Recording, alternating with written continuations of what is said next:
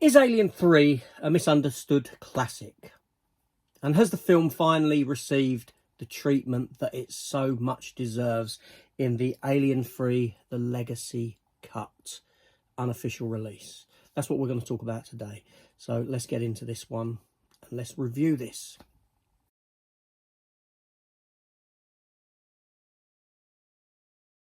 Hello everyone and welcome back to the channel. So last night I sat down and I watched this version of Alien 3. Alien 3 The Legacy Cut. So what exactly is Alien 3 The Legacy Cut? Let's start there. So Alien 3 The Legacy Cut is an unofficial 4K release of this movie. And over at A3 4K, the people that brought us this, that have done all the hard work in it, these people that were dedicated to revitalising the visual experience of the 1992 science fiction horror classic Alien 3, giving it all the post-production attention it always deserved. It's an underrated gem. It perfectly and unapologetically closes the trilogy of Ellen Ripley's story, Clones Don't Count, and we're here to see that it looks its best. This is from them.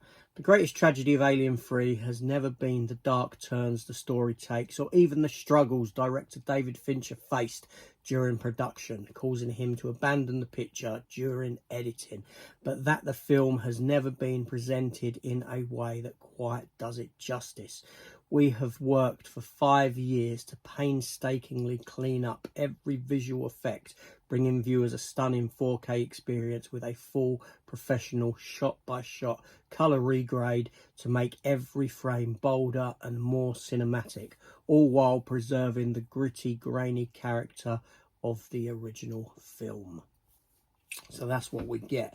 Now, so what did I think of it? What exactly is it still? What is it? So, as you may know, there are two versions of Alien 3. You have the theatrical cut and you have the assembly cut, or the extended cut, if you will. And if you are familiar with both of them, you know that there are differences in the films. I mean, the assembly cut is far longer than what the theatrical cut is, and it does some stuff differently, and there are some horrendous effects shoddy work therein. And I'm not talking about the bits with the alien running through the corridor where it looks animated. Obviously that stuff can't be changed by these folks here, but there's stuff towards the beginning of the film, out in the open, and things like that. There's stuff like that that looks quite shoddy. So for me, Alien 3, I've always enjoyed Alien 3. I've never had an issue with this movie. I thought it was brave at the time it came out. I thought it was bold, because after Aliens, extremely hard act to follow as a film, most audiences wanted something bigger, more grandiose, something larger than what Aliens gave us, and the film dared to step back into the territory, the horror territory of Alien, and give us a slower paced film with just one singular alien causing the mayhem therein.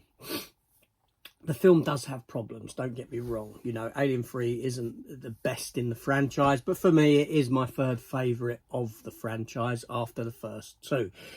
Even Alien Romulus sits below Alien 3 for me. I think it's a far more grandiose movie, and that's what we get here on this 4K.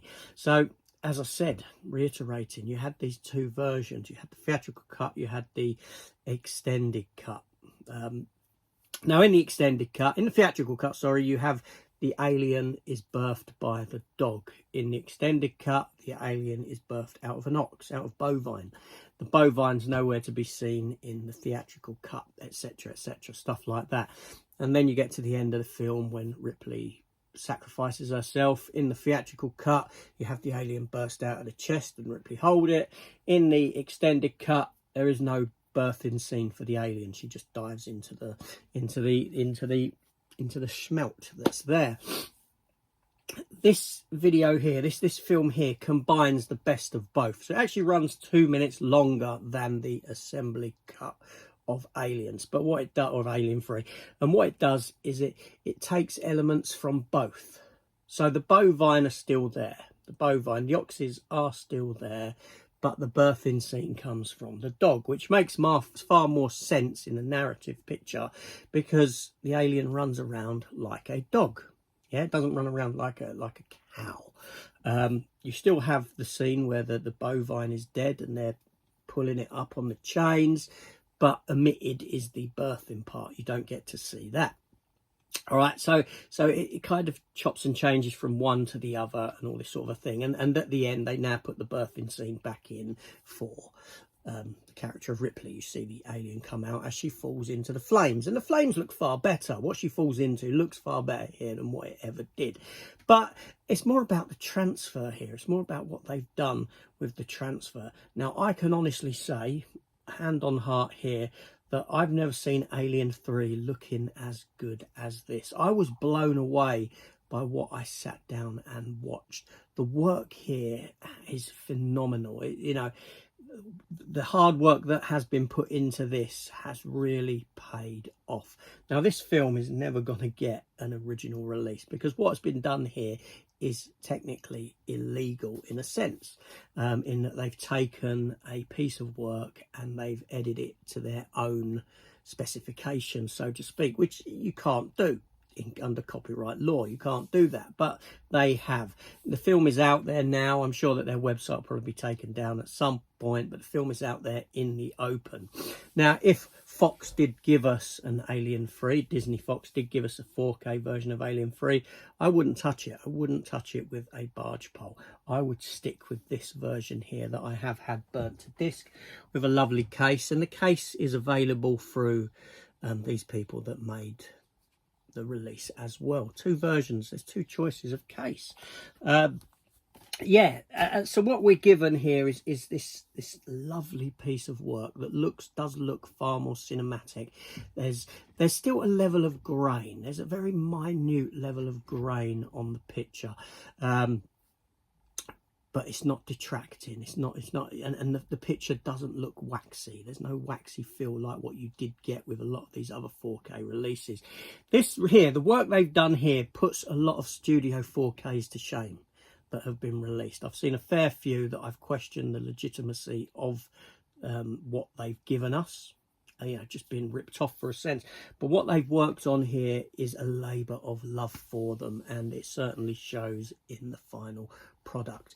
The darks are there, the darks are deep, you know, and they've even recoloured the shots where it's the alien's point of view. The bit where the alien's running through the tunnels chasing people and it's kind of the alien POV. And the bit at the beginning, towards the beginning, where the geezer's looking down the hole and sees something down the bottom and he thinks it's the dog.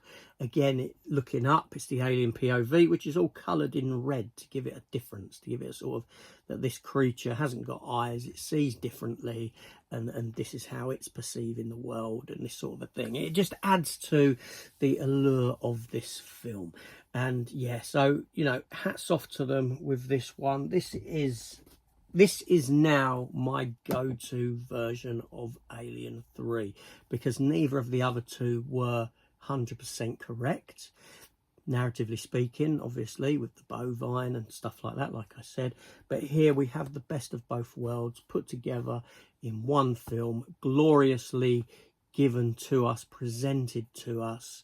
And yeah, if you actually email the people at A34K, there's a link that you'll be sent with the download for this film. It doesn't cost any money to get in that sense.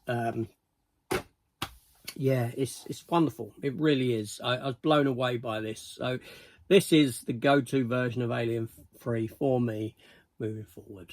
Fantastic job.